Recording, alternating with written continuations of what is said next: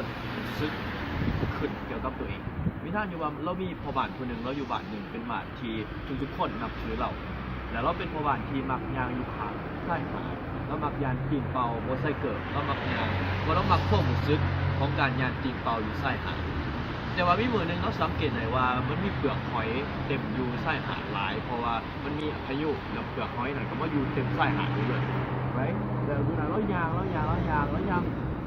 เจอเสาเราหมักยางอยู่แล้วแต่เมื่อไหร่เรายางแล้วรู้สึกหาเรารู้สึกบ่พอใจเรารู้สึกบ่มีความสุขเพราะว่าเรายางแล้วขาเราเจ็บด้วยเรายางดูใต้หาที่เราหมักแต่ว่าขาเราเจ็บเพราะว่าหย่อนนี่พวกเปลือกหอยอยู่ตามใต้หา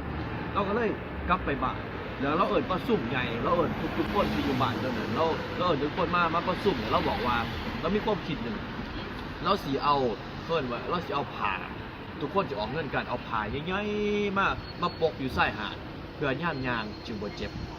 ทุกคนได้ยินก็ฟังรู้สึกแปลกๆถ้าเอาผ้ามาปกอยู่ใต้หาดมันก็บ่แม่นใต้หาดจะไว้ไผกล่าวว่าพอทุกคนนำถือ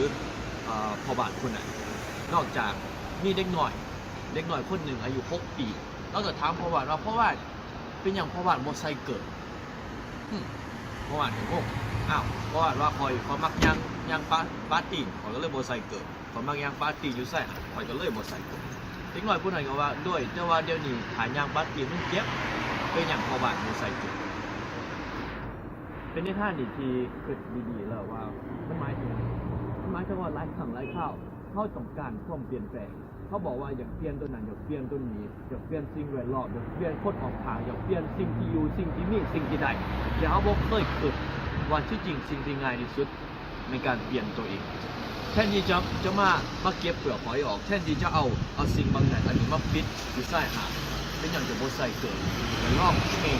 ดว่าตัวเองสามารถเห็นอย่างไรเพราะบางครั้งบางคราวสิ่งที่ควรเปลี่ยนแปลงเป็นตัวเจ้าเองลองคิด